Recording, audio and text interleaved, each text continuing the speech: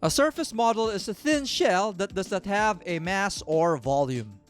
Surface modeling is a technique used for creating the external aesthetics of a product or design. It gives you the ability to build out a visual representation of an object's exterior and its contours. Hi, my name is Jomarc.